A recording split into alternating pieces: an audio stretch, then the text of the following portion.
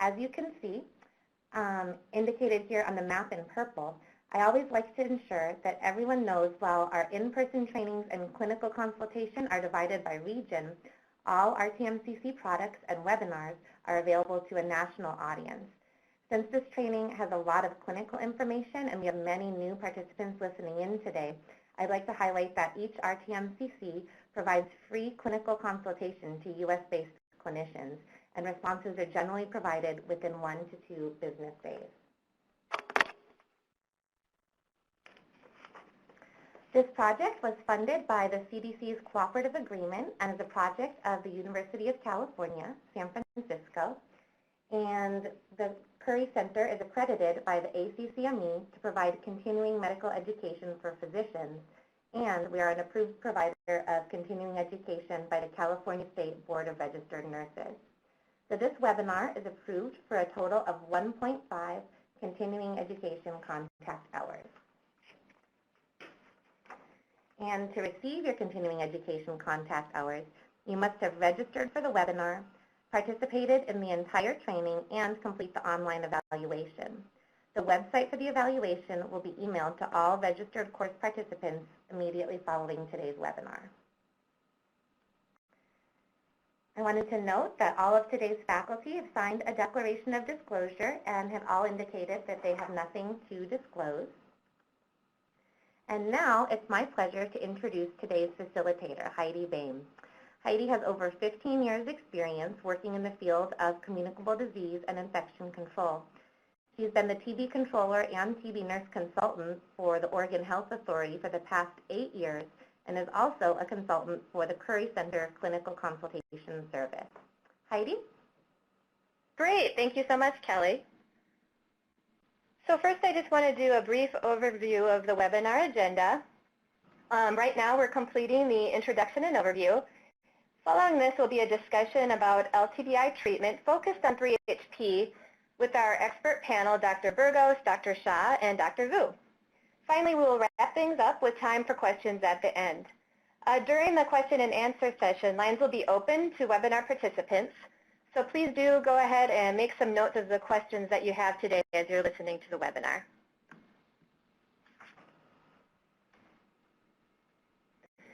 So these are the learning objectives for this webinar, and they just outline some key points we hope to touch on. But now let's move right on into the webinar.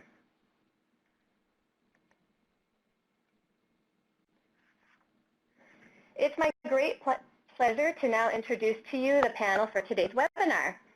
We have Dr. Marcos Burgos, who is the TB Medical Director at the TB Control Program in the New Mexico Department of Health. He is also an associate professor and attending in infectious disease at the University of New Mexico. The New Mexico TB program has a well-established program to utilize 3HP to treat many of its patients with LTBI. Dr. Neha Shah is a field medical officer with the Centers for Disease Control and Prevention, assigned to the California Department of Public Health. Prior to coming to California, she was the TB controller in Chicago and did her EIS training with the Global AIDS Project. She is part of the MDR TB Consult Service at the California State TB Control Branch and is the point person for 3HP at the state. And finally, Dr. Mai Vu is the ID clinic pharmacist with the Infectious Disease Division at the San Francisco Veteran Affairs Medical Center. Mai is also the lead in an innovative program at the VA offering DOT by pharmacists for patients with LTBI. So I'd now like to turn things over to Neha Shah to begin with an overview of data related to 3HP.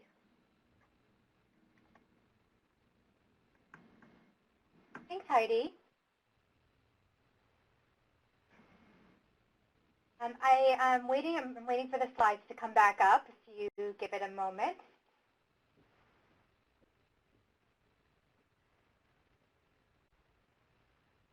Okay, we'll just take one moment to add the slides back in. Sorry about that.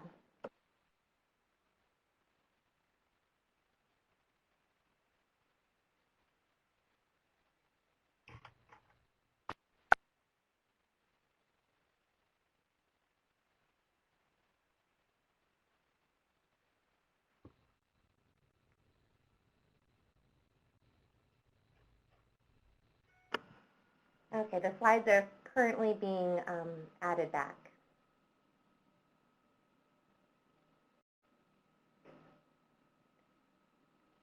Okay, sorry about that. Yes.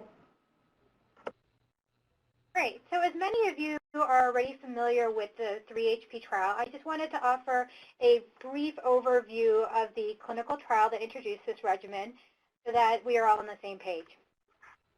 This was a randomized controlled trial looking at the administration of isoniazid and rifapentine administered using directly observed therapy versus 9 months of self-administered isoniazid therapy for the treatment of latent TB infection. 3HP, or the INH rifapentine regimen, was given weekly, while the INH was taken daily by yourself. The 3HP regimen was done for 12 weeks, as the INH regimen was the standard 9 months. In terms of effectiveness, meaning how many patients went on to develop active TB, was 1.9 per 1,000 in the 3HP arm and 4.3 per 1,000 in the INH group, which met the criteria for non-inferiority, which is how the trial was set up.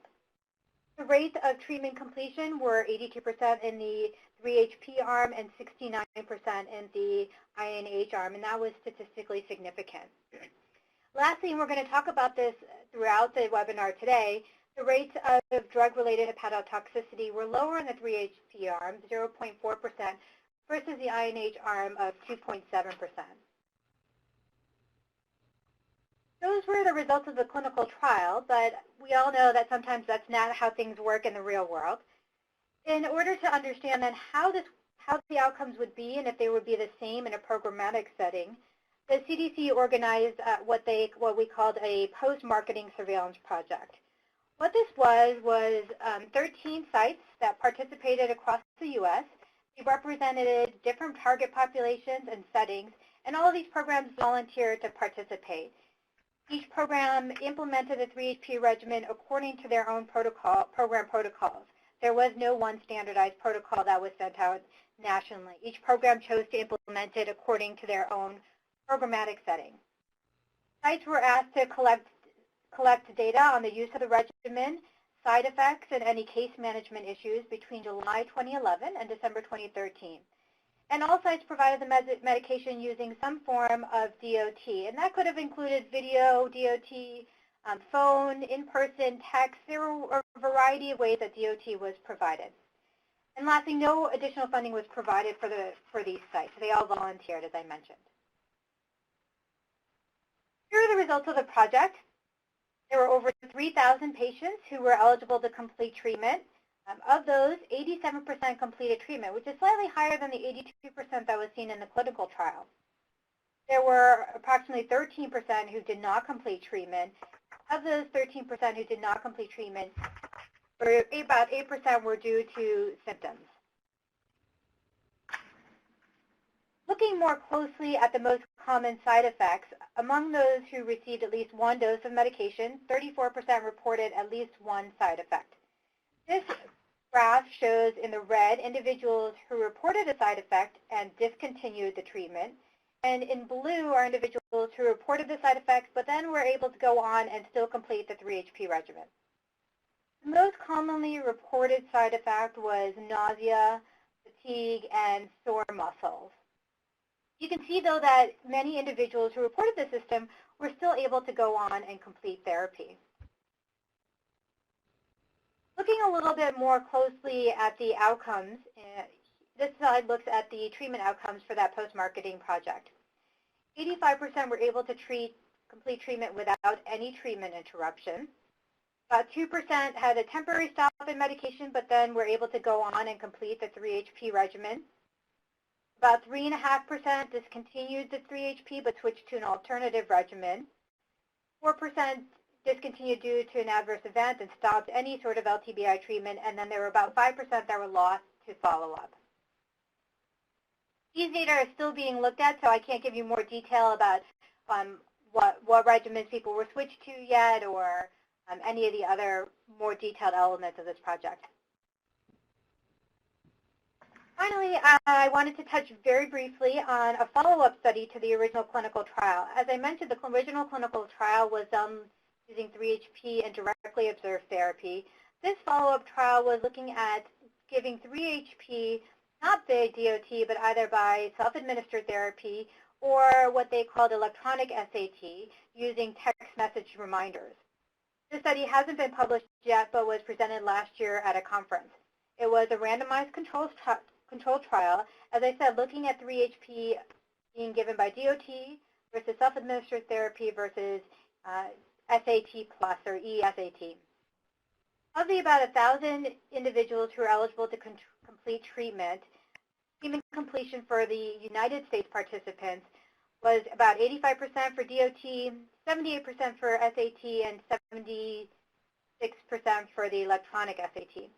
What they found was that the SAT was about equivalent to the directly observed therapy in the U.S., not overall because there were some international sites, but that the electronic SAT did not reach non-inferiority. So you can see I've circled in red the ESAT, and then the dotted line is the ESAT.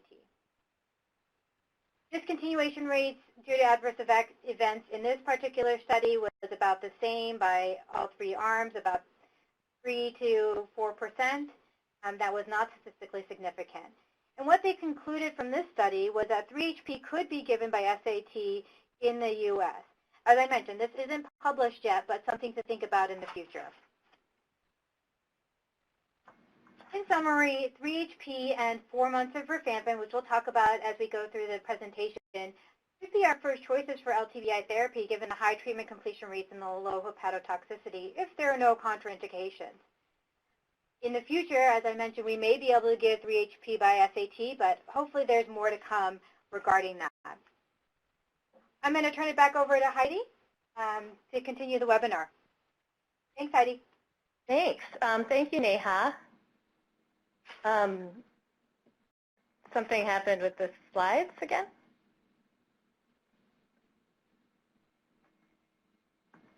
Okay. So thank you, Neha. We will now move on to some of the many questions that arise when using 3-HP. We'll review some clinical examples and real questions that often come up during the course of treatment.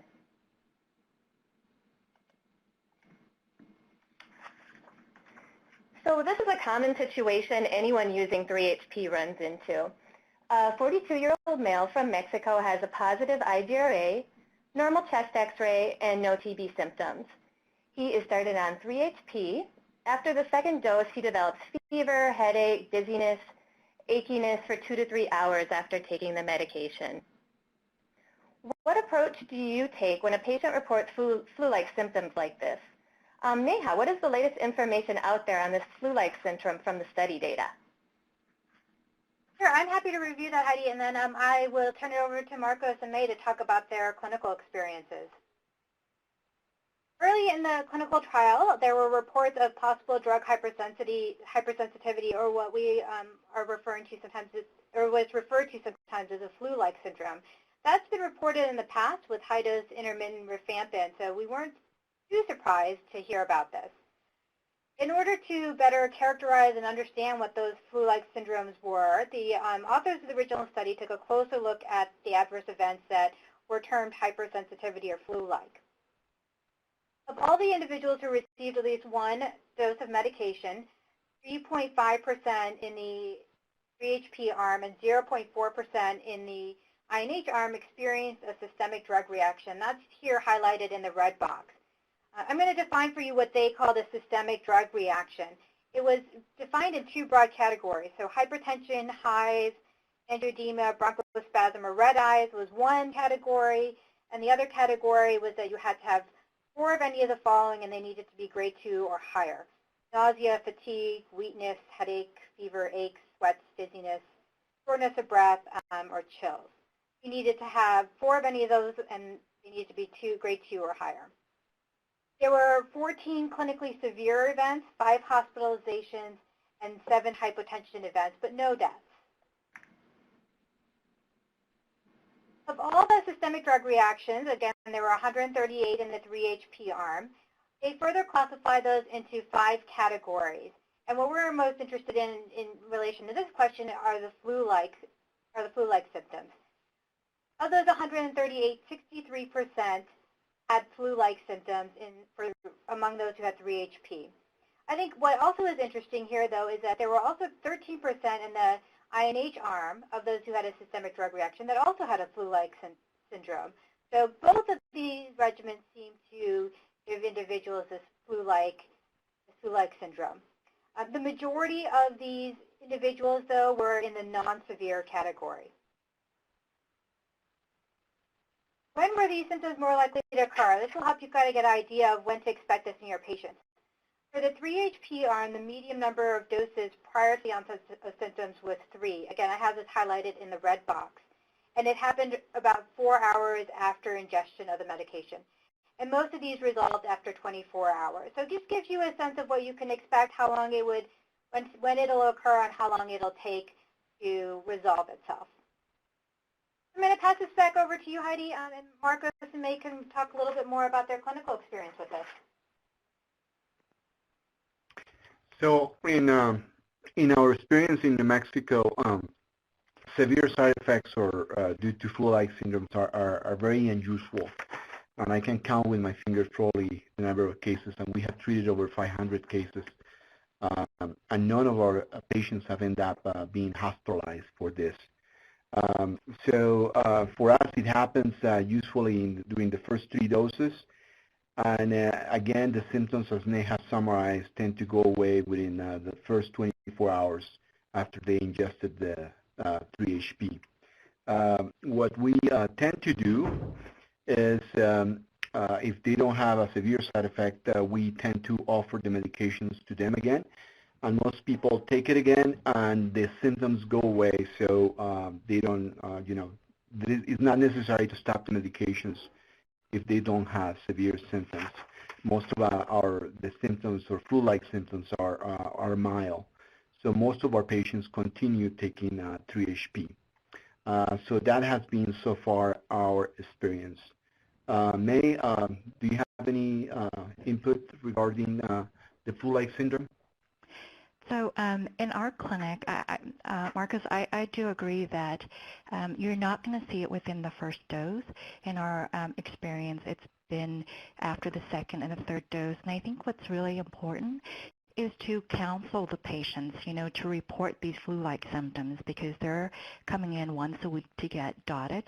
And, so that if something comes up, they could seek medical care. I give them very specific symptoms, to report. And especially during the winter when there's flu season, it's important to identify if they've been in contact with someone sick. But our experience is very similar to yours in that those who have had flu-like symptoms have been very mild. And so we've been able to re-challenge them with no problem.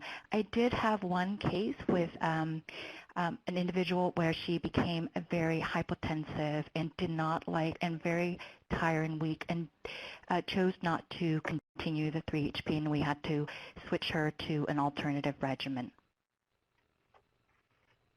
Great. Thanks, Neha, Mai, and Marcos. So now our theoretical case that we presented earlier decides that those flu-like symptoms, at least for him, are too much, and he wants to switch regimens. He's completed 3 doses of 3-HP. What do you do if someone needs to switch from 3-HP to a different regimen, and is credit given for doses already taken? Maya and Marcos, can you help us out with this dilemma? Sure, Heidi. I sort of set you up for this, right? So I just want to let everyone know that there's really no clinical data or published literature on how we do this. Most of it is really based on your clinical experience. But what we would normally do is really a simple math ratio, is that you would calculate the percent that of the first regimen that the patient has completed, and then you would then give less of that amount towards your second treatment option. So in the example we have is that this patient has completed 3 doses of 3-HP, which is be equivalent to 25% of that regimen.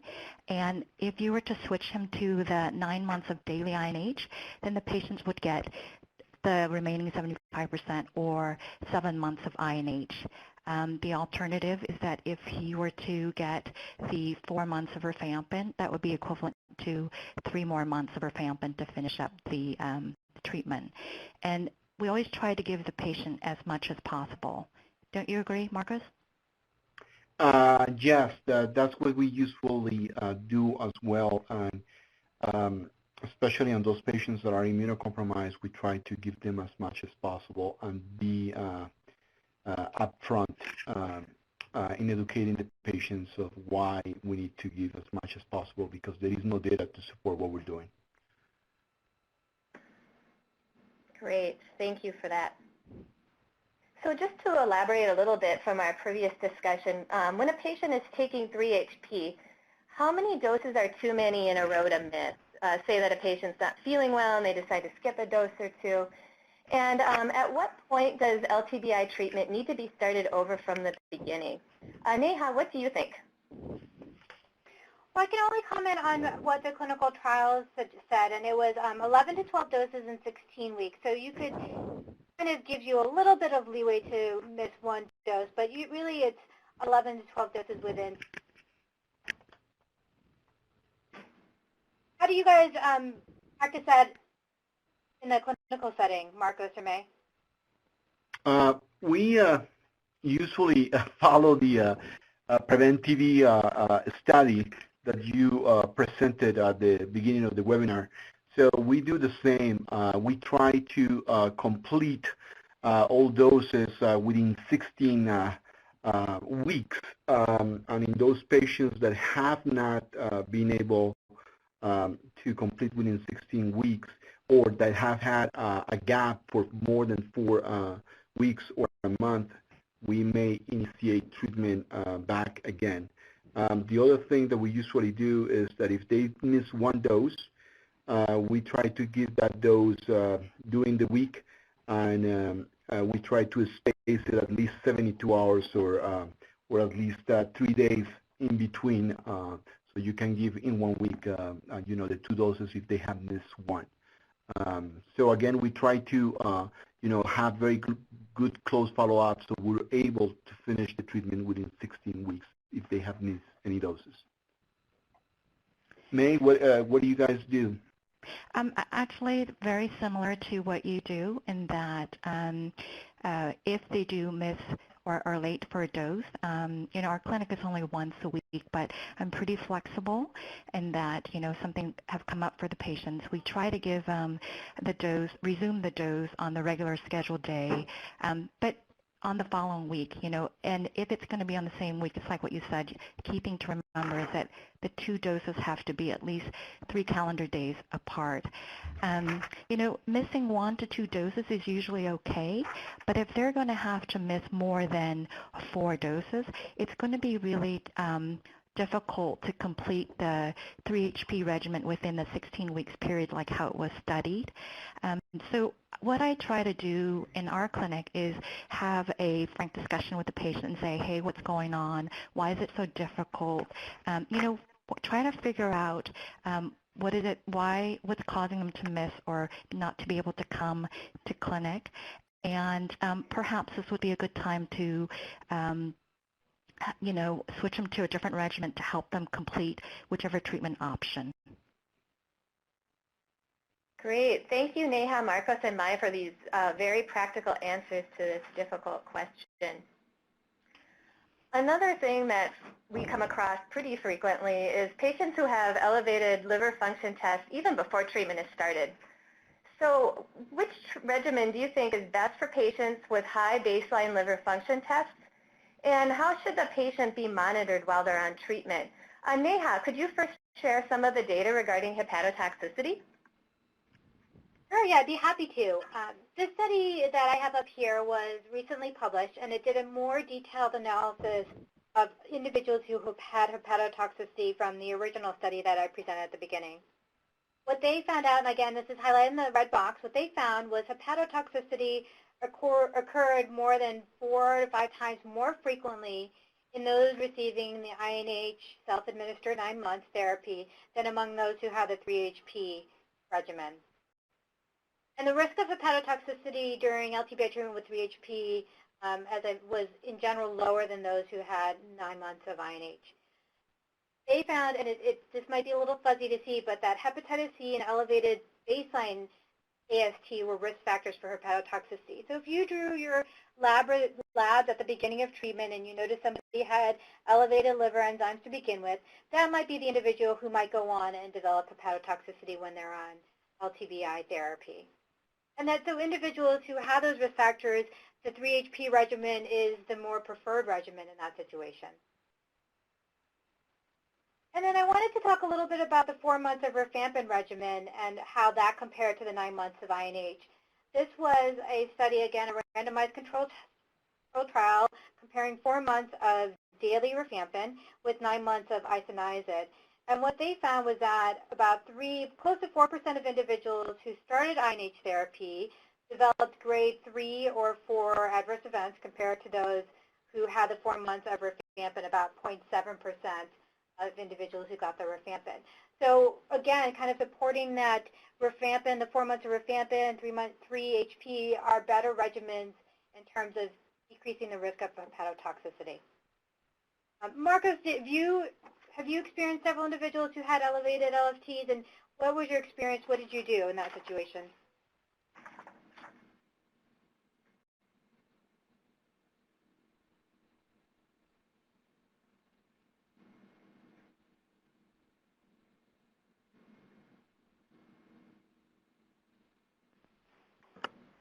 I think we briefly lost Marcos. Sorry, I was mute. So, yeah, I heard your question, Neha.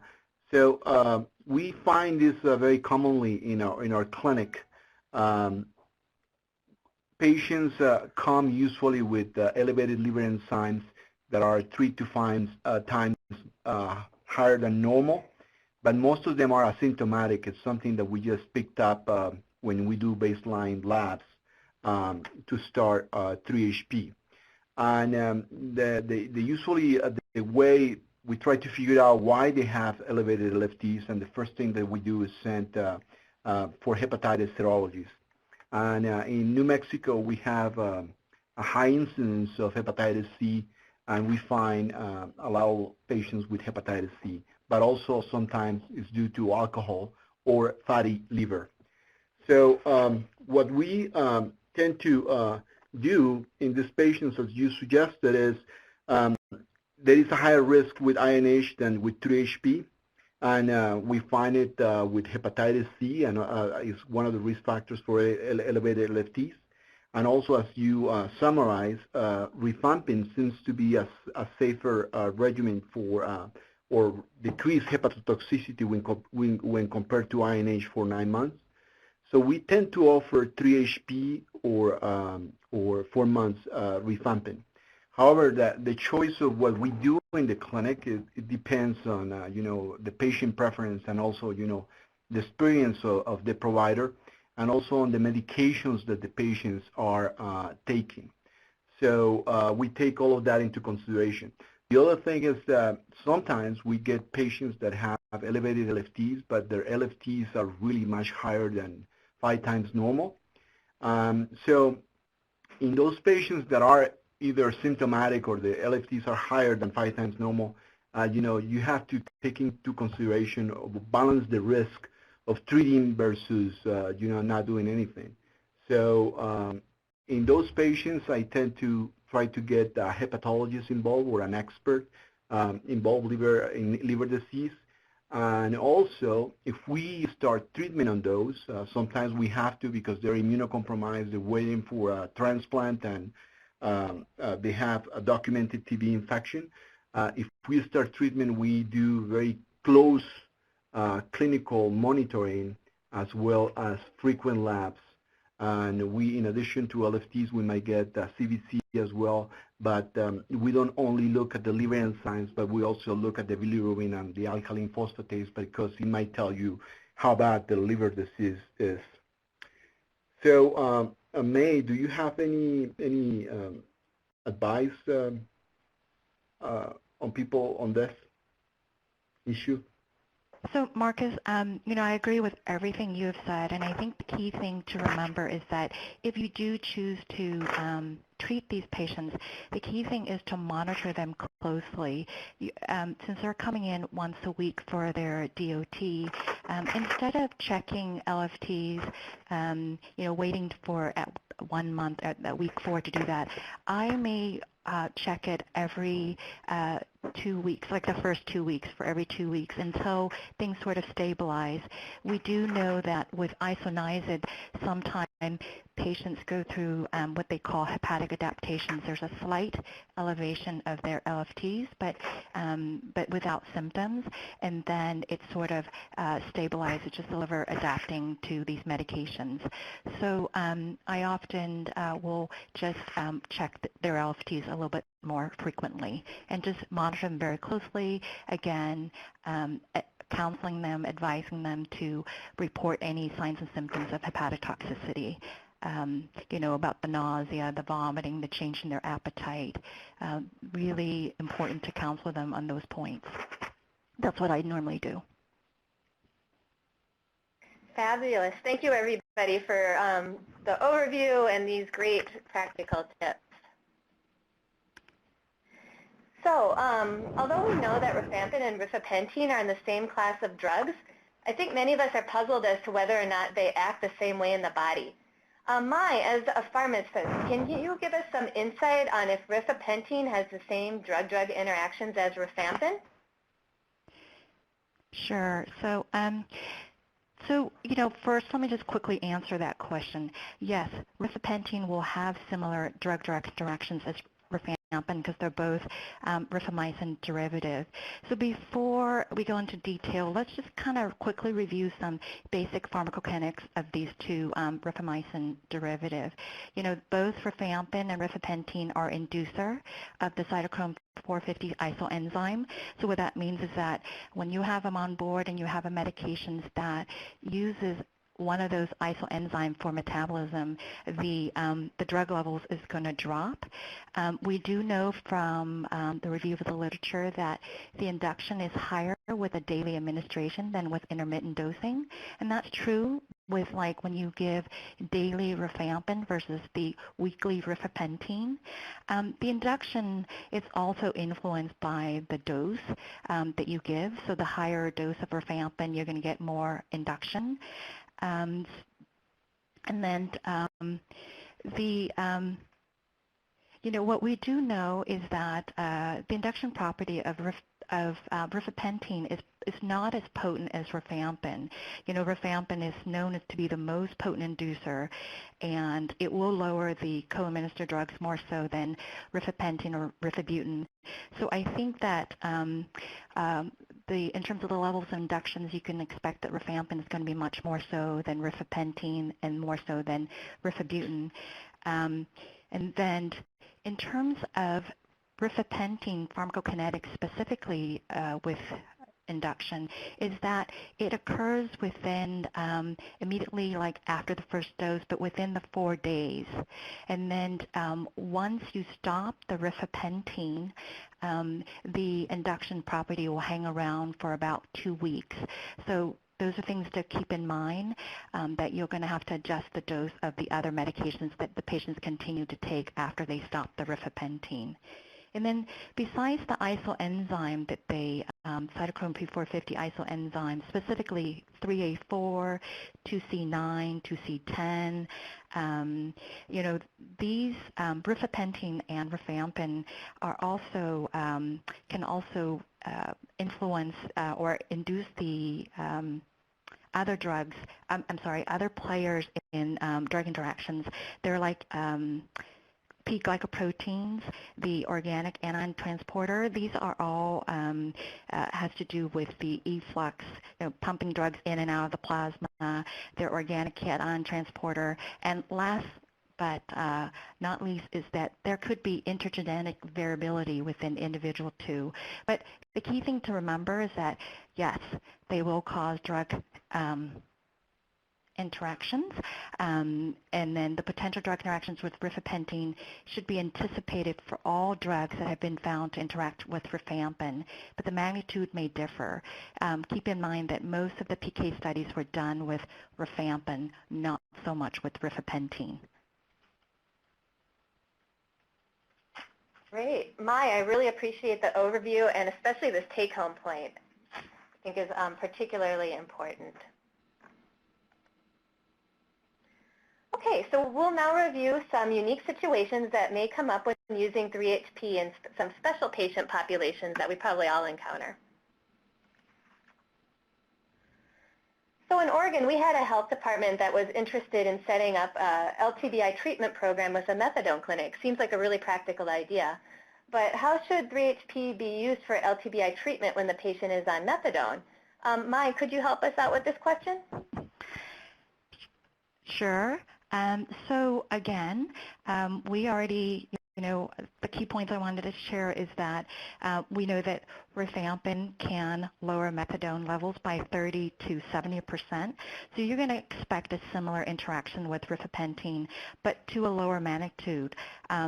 How much, I don't know, but because of the limited data, but you know that rifapentine, part of the 3-HP regimen, is going to lower the methadone. What we do know is that the induction is basically when you add in rifapentine or rifampin, what happens is that it revs up these enzymes that are responsible for the metabolism of another medications that relies on that enzyme. So as you have more enzyme, you have more metabolism that could lower that drug levels in the system, right? So this induction that is caused by rifapentine has been observed to be somewhat gradual, with the maximal effect achieved by day 10. As I mentioned in the previous slide, is that you can expect that the induction is going to take place as soon as you give that first weekly dose, but you're not going to reach the steady state of this induction until about day 10. And then so if you have a patient that is already on 3-HP and you're going to add on methadone, you know that induction, depending on how long the patient has been on 3-HP, that induction process has already taken in place. You may have to let them know that they may have to use a slightly higher dose of the methadone, or the reverse situation is that they're already on methadone and now they have a positive TB skin test and they've been identified to have latent TB and you want to treat them with 3-HP, well then you know that by adding on the rifapentine, it's going to lower the methadone levels. Not immediately, but the patient is going to start to maybe experience some withdrawal. You're going to have to adjust the dose. And you're probably going to have to do a lot of that in the first couple weeks until all the induction is somewhat stabilized. And then once they're done with the 3-HP, is to remember that slowly this induction property is slowly going to go away as the enzyme starts to come back down to their baseline. So you'll have to, and that induction property will be gone 2 weeks after stopping the rifapentine, and you'll have to adjust the dose of the medication again. I think the point here is that it's a really significant interactions that will require very close monitoring, a lot of dosage adjustment, probably a lot of hand holding, but it's not an absolute contraindication to use 3-HP with and someone who is on methadone. Marcus, Thank you. I'm sorry, Marcus, do you have any experience with this? Yes, we do. Our methadone clinics usually screen patients for TB infection and disease historically here in New Mexico. And we get a lot of referrals on patients that are on methadone already. And the doses vary. And also, as maybe many of you may not know, but a lot of patients on methadone, they have a lot of other addictions in addition to opioids or history of addictions, and also many other medical problems. So it is a difficult population to treat for latent tuberculosis infection independent of the methadone. But with respect to the methadone, what we find is that if we start treatment, especially we have treated active cases, they go into withdrawal when you give rifampin for active disease. And when we have given it for LTBI, they go into withdrawal. The issue that we face then, is trying to anticipate how to increase the dose of the methadone before you give the rifampin. Or in the case of 3-HP, when you give the 3-HP. And this is a tricky situation, and I think is based on, on the patient and also on how comfortable you're doing that. The problem is that you are not the one that is going to adjust the dose of the methadone. The methadone dose is going to be adjusted by the methadone provider. And some of them are easy and approachable, and other they might not want to do that. And there are many reasons for that. The patient might have many other problems, or they are in a really high dose to begin with of methadone and they feel that it's unsafe. So in a nutshell, for us, we have had very little, not little, but not much experience in treating patients with rifampin for LTBI or 3-HP. We have been a little bit more successful with the 3-HP, but it is very hard to adjust the doses on these patients. And what we tend to do is use INH for 9 months. So that has been our experience. I think that's an excellent point, Marcus, is that, if the treatment option that you choose is going to jeopardize or compromise their medical conditions, then you really have to weigh the risks and benefits. And then I think I've encountered those situations where, together with the patient, we would not choose 3-HP and opt for the INH because of its lack of potential interactions with the methadone. Great. Thank you, Maya and Marcos. Very useful discussion of using methadone in patients and always considering the patient situation on a case-by-case basis. So next we're going to discuss Coumadin. We know there may be significant drug interactions between Coumadin and the rifamycin.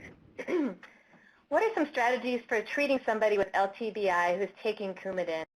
And Mai, could you again help us work through this question? Sure. So you're going to hear a similar story over and over again, and hopefully this will become familiar enough that you will feel comfortable in treating these patient populations. But what I wanted to say is that Coumadin, when you run a drug interaction check with Coumadin with the rifamycin derivative, it comes up as significant. It's classified as higher than the interaction between the rifamycin and the methadone. In that, because we know that when you use this has been reported, rifampin daily, you can expect an 85% decrease in warfarin levels. There's not a lot of clinical experience with rifapentine that's used intermittent for latent TB. But as we gain more clinical experience, maybe we can apply our clinical knowledge to it. So you're just going to have to say, I know that rifapentine can also lower it. I'm going to monitor these patients closely or work with the anticoag clinic, and these patients' doses of their Coumadin is going to have to be adjusted more frequently, especially in the first, again, 10 to 14 days. And once they get to that steady state, you probably don't have to adjust the dose of the Coumadin. And then remember to, again, adjust the Coumadin dose once you stop the rifampin or the rifapentine. Like I mentioned, it is a significant interactions that will require very, very close monitoring. I mentioned earlier that it's not contraindicated, but in general, I think because of all the dosage adjustment, and I tend not to use rifampin or 3-HP in patients who are on Coumadin. I don't know what you do, Marcus. So I think that it's the is similar to the story of the methadone, but in a very different patient population with many more medical problems and older population as well. So we find the same. We have not been very successful in treating these patients either with rifampin or 3HP.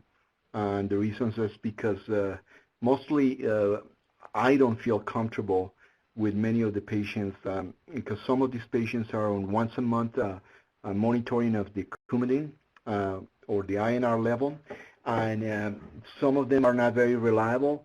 So what I opt to do is to give them the INH instead of offering them the rifampin or the 3HP. We have had some cases in which patients are very reliable, and also, the clinic, especially here at the VA where I work, we have a very good, personal communication, so we're able to treat these patients. But in the community as a whole, when as a TB controller, when I don't have that relationship with the coumadin clinic, I feel a little bit at a loss, and I prefer to treat them with INH. Again, those are excellent because that's the same thing I do here at the VA in San Francisco. I do have a close relationship with the anticoag. We communicate, and when I write my notes or I would attach them to cosign so that they are aware of our plan. And the thing that I also want to bring up about Coumadin that's a little bit more challenging than methadone is that, not all the time the variability is due to drug interactions. We don't know if it's, if change in their INR is not due to their diet or something else that's going on, that maybe they're sick, they're having diarrhea. So, and that's why I think that it's really important to work closely with the anticoag, think about the risks and benefits, and what sort of monitoring you're able to do, who's going to adjust the dose of the Coumadin. And so, after weighing all those factors, you may find that 3-HP or daily rifampin, it's not a good option, and you should look for something else for that patient. Wonderful. Thank you for the very helpful insight on this really complicated topic. So moving along, although this isn't a situation we run into quite frequently in Oregon, as maybe some others, is it possible to use 3-HP if the patient is on antiretroviral therapy to treat HIV? Ma, you might encounter this situation in your setting at the VA a little bit more often. Really recommend. Yes, considering that I'm the HIV pharmacist for the ID clinic. So, what I want to say is that rifapentine is, again, will lower the medications, HIV medications that are metabolized through the cytochrome 453A4. Specifically, all protease inhibitors are substrate of that isoenzyme. Some non-nucleoside reverse transcriptase like efavirenz, nevirapine, and dolaverdine, which we don't use anymore. And it also interact with the integrase inhibitors. So right now, currently, the Department of Human Health Services guidelines does not recommend using rifapentine for HIV-positive patients on any antiretroviral treatment. And so that's our recommendations, is not to use 3-HP in HIV-positive patients on antiretroviral treatment because there's insufficient data characterizing the interactions between antiretrovirals and rifapentine. Recently, a couple paper came out that looked at the use of rifapentine with one of the two antiretrovirals, specifically efavirenz, which is in the combination pill of known as Atripla, and the other one is raltegravir. Although it looks from those paper that you could use rifapentine with efavirenz and raltegravir, but there was a lot of limitations to that paper. So as of right now, we do not recommend using 3-HP in HIV-positive patients on antiretroviral. I do know that in the original 3-HP paper, they did include HIV-positive patients in the study, but one of the exclusion criteria is that they could not be on antiretroviral therapy. So the concern is that the rifapentine could lower the drugs that are metabolized through the 3A4 or other enzymes that are responsible for, like P-glycoprotein, or there's an enzyme that's the rifamycin also induced that has nothing to do with the cytochrome 3A4, but they affect the integrase, which are raltegravir that we talked about. So you would put the patient at risk for failing their HIV regimen and developing resistance. Great. Marcos, did you have anything to add to that? No, fortunately, here in New Mexico, most of our patients that are being diagnosed with HIV, they have a high CD4 count, and when they get referred to us, they're still not on antiretroviral. So if they have LTBI or latent tuberculosis infection, we usually opt to treat them with 3-HP or rifampin because they're not on antiretrovirals. The story is when they're on antiretrovirals, so then we usually do what we used to do before, which was to give them the 9 months of isoniazid. So either way, I think that we can take care of this population really well. Thank you. So it's good to know that 9 months of INH really does remain the preferred regimen for patients on antiretrovirals. Thank you for that overview. So we all know that patients on dialysis are at high risk for developing TB disease. Marcos, you mentioned that in New Mexico, patients on dialysis are often treated for LTBI by your program. How do you use 3-HP when a patient is on dialysis?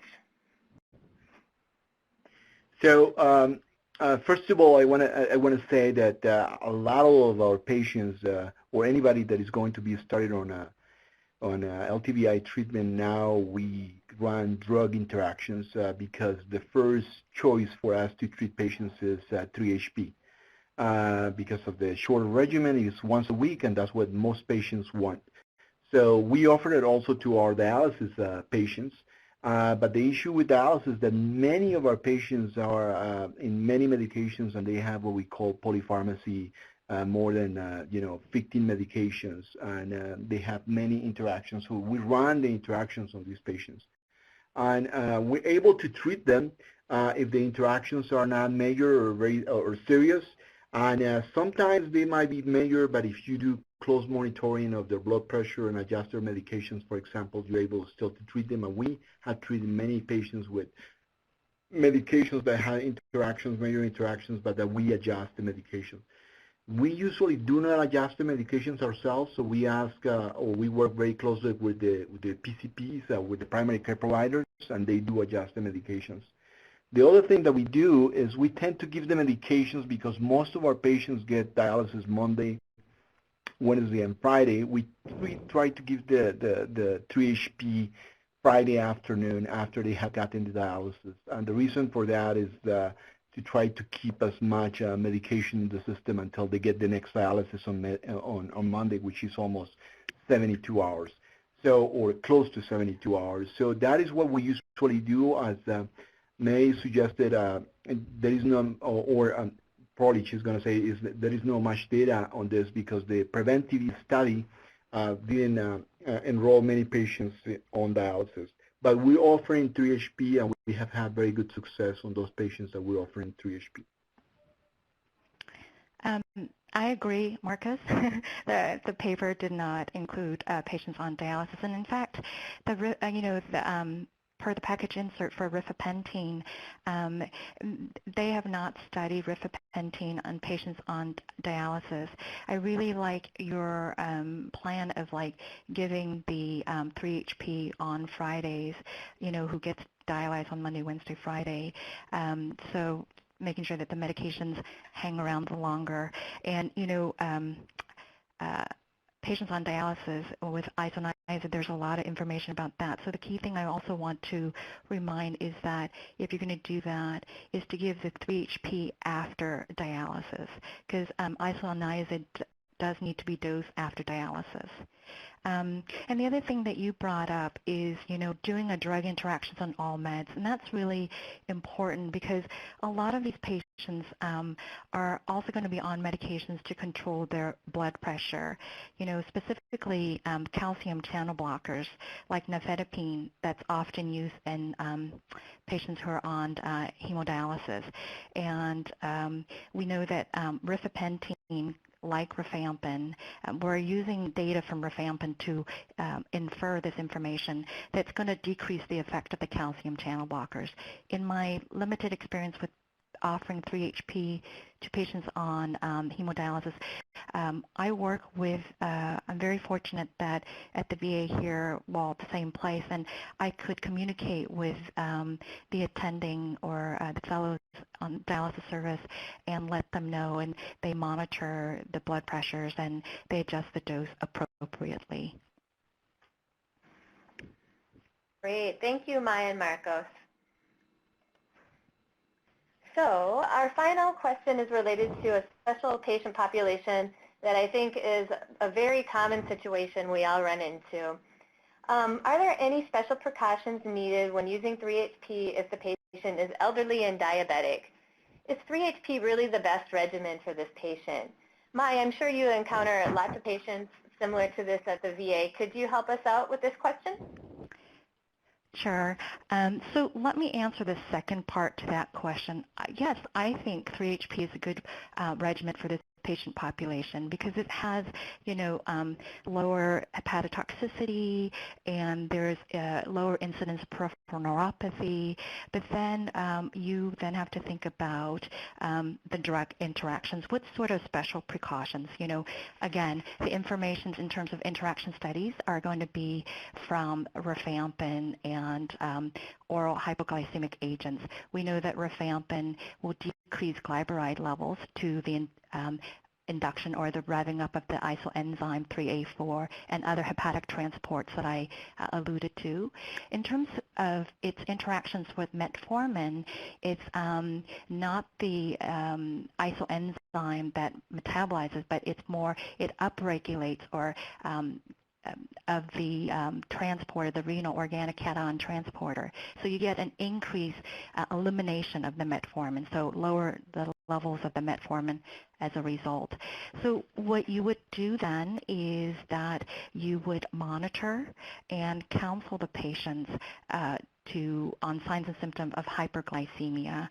And then so I would think that 3-HP is probably safe to use, but again, monitor closely, work with their primary care.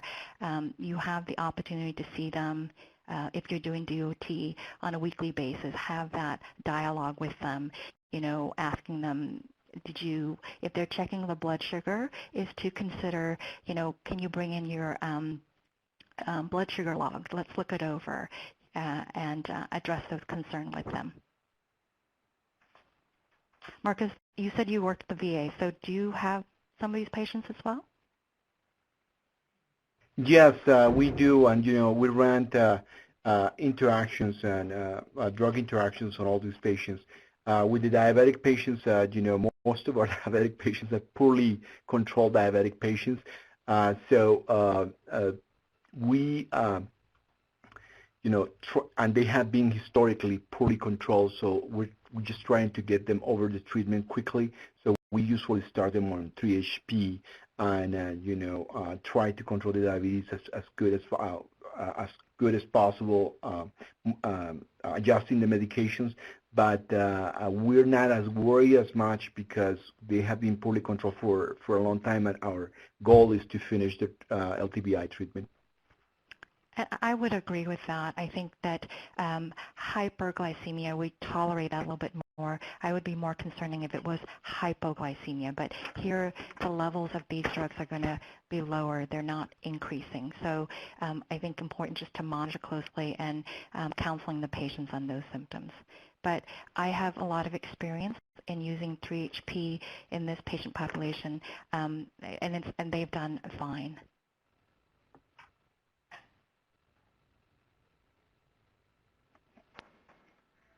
Okay, thank you, Mai.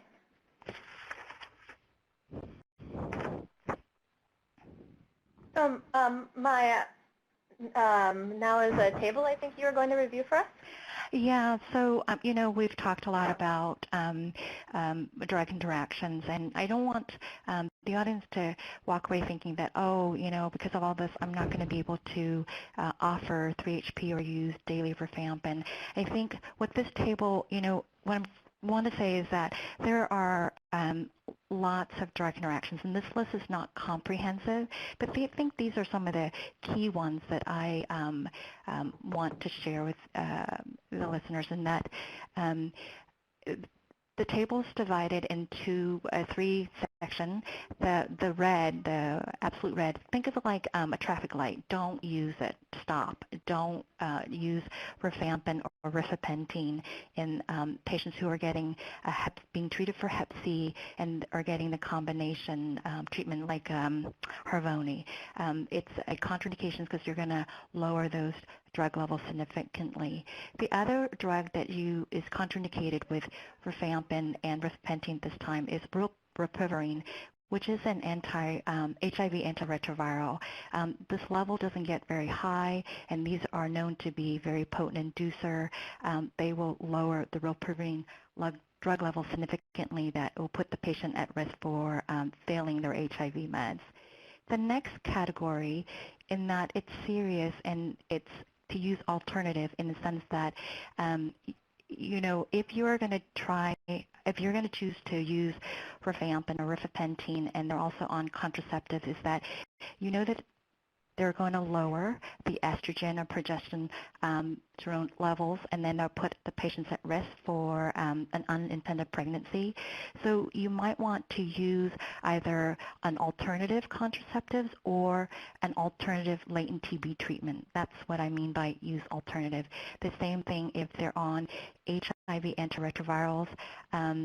Now, if they're on HIV meds, there have been lots of PK studies done with rifampin. Rifampin is acceptable to be used with certain HIV meds like efavirenz or raltegravir and dolutegravir.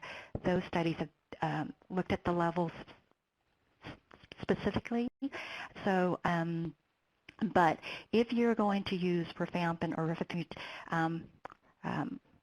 rifapentine, then it'd be great to work with their HIV provider closely and say, hey, can you switch their HIV meds to something else?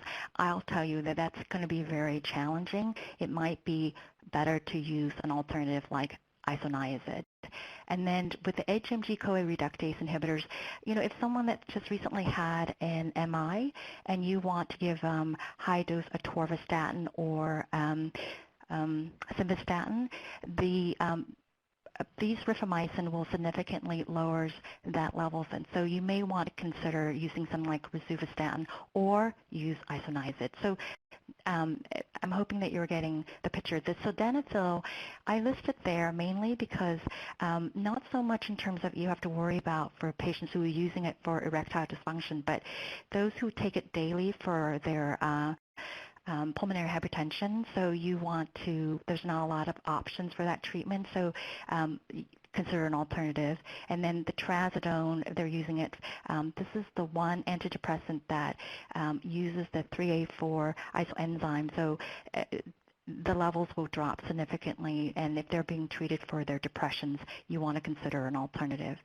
The next one, it's kind of yellowish green. It's like proceed with caution. Think of it like the light, like that.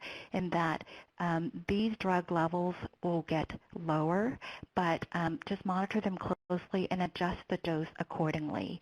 So the beta blockers are known to be affected by rifampin and rifapentine. The exceptions are, one that I think of that's commonly used is atenolol. That's pretty safe. In terms of calcium channel blockers, in that most of the calcium channel blockers are metabolized through the 3A4 pathway, and they will, the rifamycin will decrease their concentration. But the labeling from some U.S. and Canadian calcium channel blockers do contraindicate the use of some of these with rifampin. So the recommendations will vary, and the best thing to do is to consult the appropriate labeling. Just look at the package insert. Now, clopidogrel or Plavix, this one is interesting in that there are, it's kind of the way I look at it, it's a three-way drug interaction in that the isoniazid, if you're using, the 3-HP, which has isoniazid and rifapentine, is that isoniazid can inhibit the conversion of the prodrug Plavix to its active metabolite, and then the opposite is happening in that the rifapentine then can increase the metabolism of the prodrug into the active metabolite. So, you have two things going opposite directions, and you don't know what's going to expect. So just to be aware of that. And then we've already talked about the glipizide, glyburide, and methadone. Oxycodone, a lot of the narcotics are also metabolized through the 3A4 pathway, and both rifampin and rifapentine will increase the metabolism of that and lowers those drug levels. And then we've already touched on the warfarin.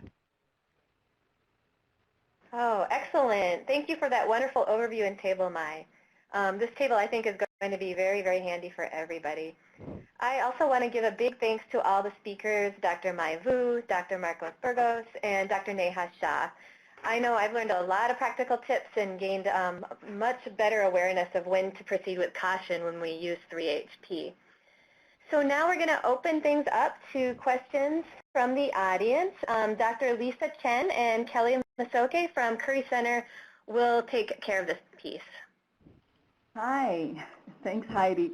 So there have been we've seen a lot of chat activity here on questions, and I think while I know that some of you can phone in, let's take some time to actually try to field some of these questions from the chat that you guys have already posted. And I think I'm just going to open these up to our faculty. I know that even Neha has been looking up some of this as we go, so it should be a lot of fun. Let's start with some basics. So some of the questions that came in are just routinely then, what kind of baseline labs are people doing now in practice before you start 3HP, versus what was done in the study? So, Neha, I know already you're jumping at the bit for here. So why don't I start with you? Oh, sure. Yeah, I was just saying that the CDC guidelines, especially for the adults, is very similar to what we do with other LTBI therapy in that they recommend baseline LFTs with individuals who have specific conditions, so HIV, liver disease, and those immediately postpartum, and then and those who have regular alcohol use. And then you could consider baseline LFTs for other individuals who you think might be at risk, any individuals who are older in age or any other chronic medical conditions. So that's what the CDC guidelines suggest. I know in the post-marketing surveillance project, programs did all sorts of different things. Some programs in California did them on everybody, some only did them on a few. So I think this varies significantly across the board. I don't know what, Marcos, May, what do you guys do? In New Mexico, we usually get baseline labs. And the reason for that is that the treatment of latent tuberculosis infection in New Mexico is driven by protocol. So if the patients are not complicated and straightforward patients, usually they're assessed by our TB nurse, and they are started on treatment with, me reviewing or other doctors reviewing the clinical history. So we want to make sure that, that we have gotten labs to make sure that we identify those patients at risk for liver disease. But this is what we usually do historically here in New Mexico, and we have continued to do it. I would echo Marcus' recommendation in that when patients are referred to our latent TB clinic, one thing that we try to do is get baseline liver function tests, and if they haven't had it in the last, I would say, 6 months or so, we would do so. And then, if you're to start the 3HP, don't let that be a reason to not offer it them that week. You can just get it. But it's nice to have a baseline so that you can compare it if there are going to be changes in their liver function test, that gives you an idea if they're tolerating or if this is as a result of them starting the 3HP. So we try to always recommend to the primary care provider when they put in the consult to come to ID Clinic to be evaluated, is to get some baseline tests done, chest x-ray, try to do some of the minimal workup, and then that will really help in terms of expediting getting them on therapy, because for some patients who come to our clinic, they need to get started on chemotherapy, or that they're waiting to get placed on a biologic agent for their rheumatoid arthritis. So time is essential, and so any baseline work that a primary care provider can do would be great. If not, we'll do it at the first visit. Well, great. Thank you guys. I mean, I think it's worth just putting this kind of summarizing in context here, because as Neha pointed out, a lot of this, if we think about it, is like how we always treat LTBI. When you think about the risk assessment for pre-existing liver disease or people you're going to be more concerned with, we've always traditionally at least gotten baseline LFTs at the start. But I know programmatically, many of us may be driven to just make this happen across the board, depending on what our situation is. But in the context of what we just heard today, is that to remember that probably, 3HP, absolutely 3HP and rifampin, according to the data, is safer than how you've normally thought about 9 months of INH. So it's something to kind of balance there. But something, when I was sitting with our group in the San Francisco clinic yesterday, and we were talking about this webinar coming up, they wanted a sense of, is everyone, before you start 3HP, because you know that you may have these potential drug-drug interactions that you have to be considerate of beforehand, across the group, are you pre-testing HIV before you start 3HP? I know hepatitis, absolutely, Marcos, I think that's an important thing to say, that your population has high rates of hepatitis, and you are doing a hepatitis panel. So that's absolutely a reason. I can see why you have a protocol for LFTs beforehand as well. But is anyone starting to look for HIV before they start 3HP, or at least at the beginning, so they know what they're what's involved? So, Lisa, if I could speak, so at the VA in San Francisco, that's actually one of the, at the first visit when they're seeing a medical provider to rule out active TB or any infections to determine if they have latent TB, one of the tests we also will do is an HIV test if the primary care provider hasn't done so before referring the patients to the clinic. That's what we do here at our protocol here at the VA in San Francisco. Yeah, it really is an important question. Marcos, Heidi, Neha, anyone else want to chime in there? We usually test for HIV as well. It's not something that we do like we do baseline labs, but we usually do test for HIV as well, and we're starting to also test for hemoglobin A1C. Yeah, so I guess that's the important connection to make, is that these are all people who are working up for TB infection, and in our kind of populations that are at risk, we also need to be, considering HIV risk for diabetes, risk for hepatitis. It's something we kind of want to know along the way, even, at the beginning when we're working them up. For just TB infection versus active disease, or whatever your screening, your active case finding screening looks like, and that you may have that information before you start 3HP. But I thought those were kind of those were great questions that were coming up for that. How about, there've been a lot of questions about pediatrics. So I guess in terms of first baseline monitoring labs, do you guys tend to get baseline labs on kids? So Lisa, this is Neha. I just wanted to point out that there was a follow-up to the original clinical trial that looked at children going all the way down to the age of 2, and that was published in JAMA Pediatrics in 2015, and they didn't actually see any hepatitis attributable to either the 3-HP or the 9 months of INH in either group. So that was very reassuring. Yeah. So Neha, so they were actually giving 3-HP to children as far down as age 2. That's right. Yes. Yeah, and the dosing can be found probably in that paper, I think is what your little chat note said? Yes, exactly.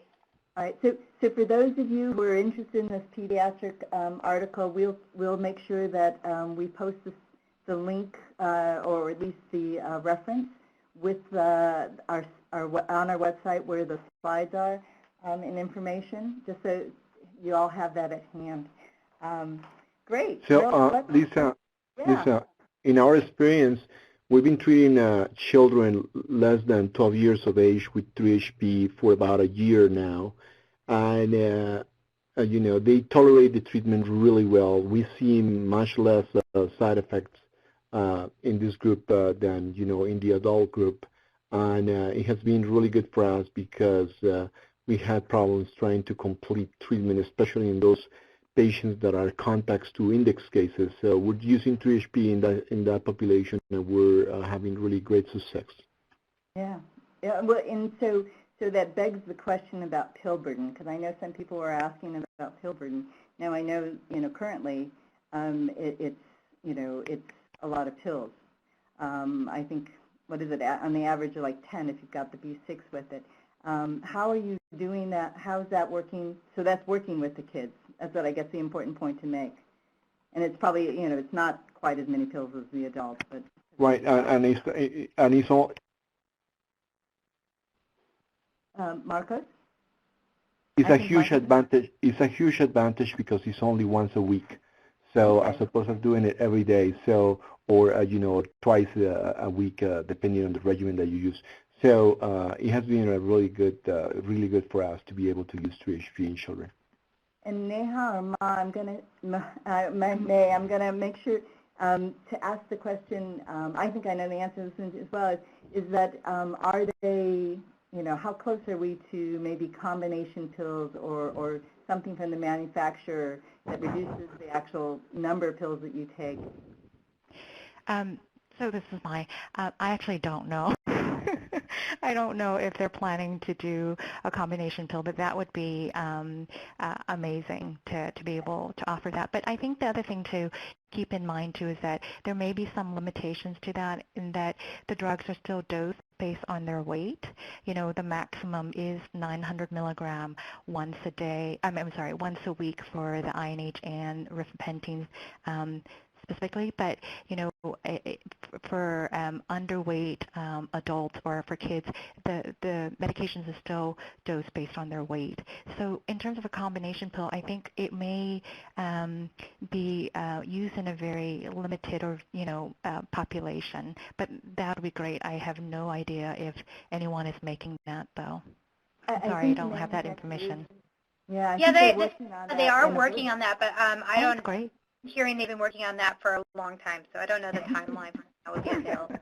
Okay, so we won't hold our breath, but the idea is out there, and hopefully they'll work towards that. And then just to double check, someone has asked, is there any variation in the vitamin B6 dose when you're giving INH at 900 milligrams in one shot? Yeah, so the maybe you know a little bit better. In the clinical trial, this is kind of buried in the supplemental data, so you have to go digging around to find this. But they did give B6 at 50 milligrams when they gave the medication. So Neha, I agree that it is kind of in the, but I think from the paper, it's sort of like, and what I do clinically, it's going to vary from patient to patient. So you look at their risk factors. We don't always give B6 up front to those who take daily isoniazid, but you know, if they're diabetic, if they're drinking, if they're underweight, you look at their risk factors for development of peripheral neuropathy. I don't always offer the supplemental pyridoxine, and if you do, you give it daily, even though you're giving the 3-HP on a weekly basis. But they'll take the daily pyridoxine 50 milligram for the entire treatment course, which is 12 weeks. But that's what I do, and I'd be interested to hear if Marcus does anything differently. No, we do the same thing, May and Neha. We do the same. Okay. Okay, well, one of the things that came up as well is, Neha, you did put out the pre-published data on self-administered therapy, and I think that's a really important topic to kind of talk about now, because I think a lot of groups kind of know this insider scoop. Is anybody that you know of working already implementing some kind of SAT program for 3-HP, maybe in select patients?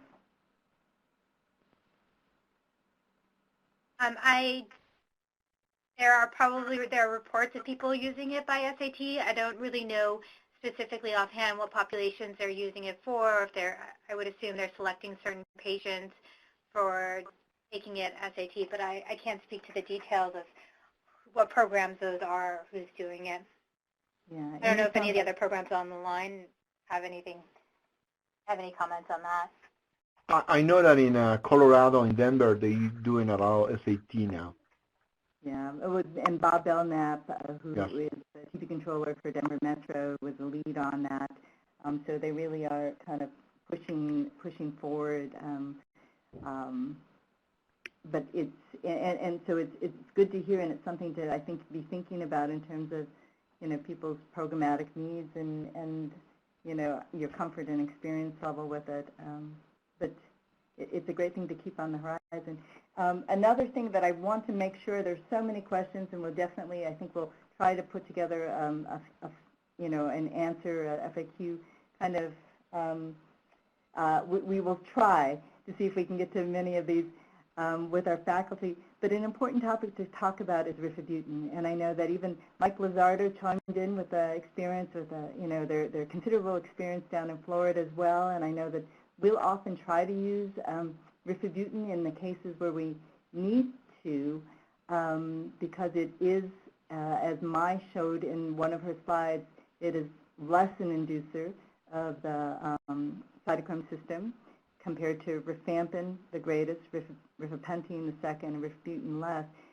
But I know that even in our faculty calls before we had this webinar, we did have some discussion about this in terms of latent TB. We're so used to using Rifapentine when we need it in active TB, and I know, Mai, from a pharmacist standpoint, you had some comments to make there. So why don't I go ahead and turn it over to you to give your thoughts on the use of Rifapentine for latent TB.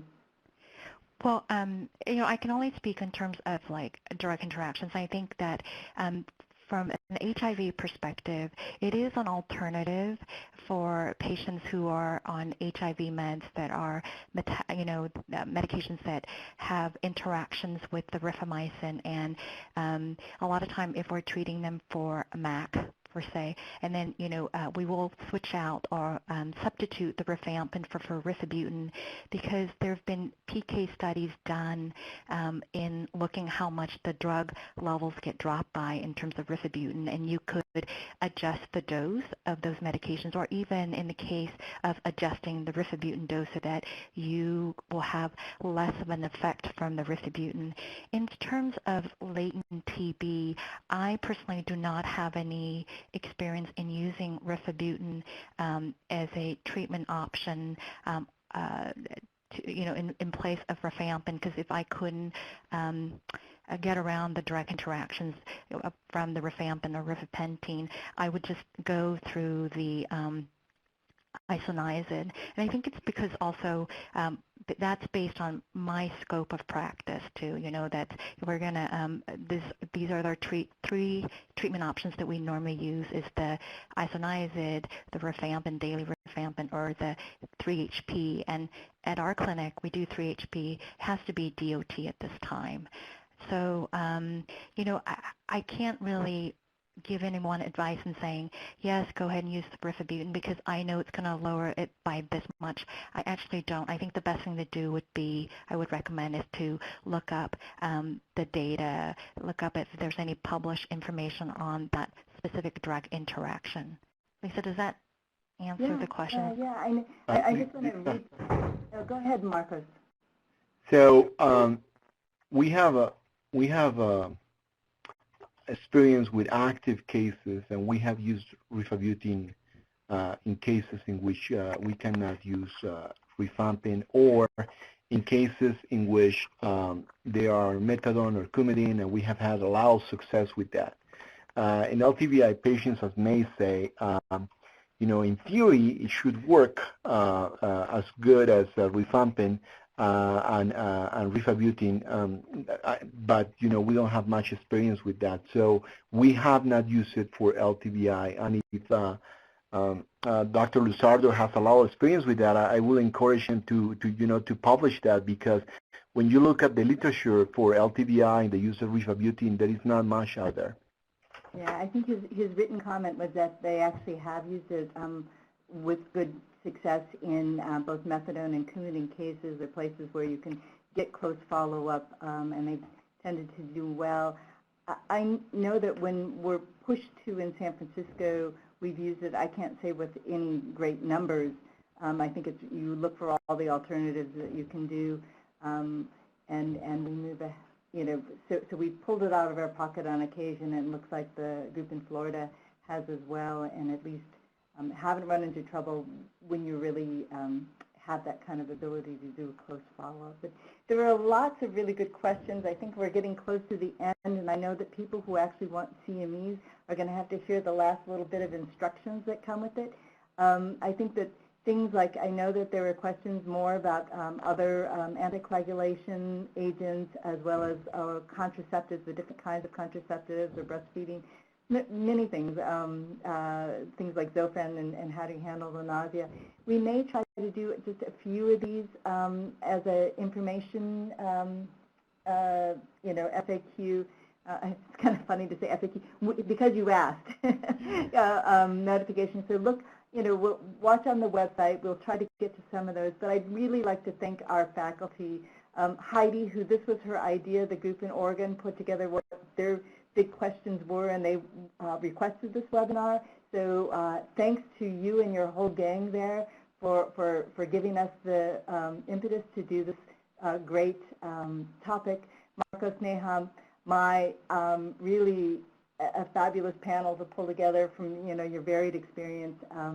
So I just want to thank you all. I'm going to turn things over the last minute to Kelly so that she can walk through the evaluation steps for those of you who want credits.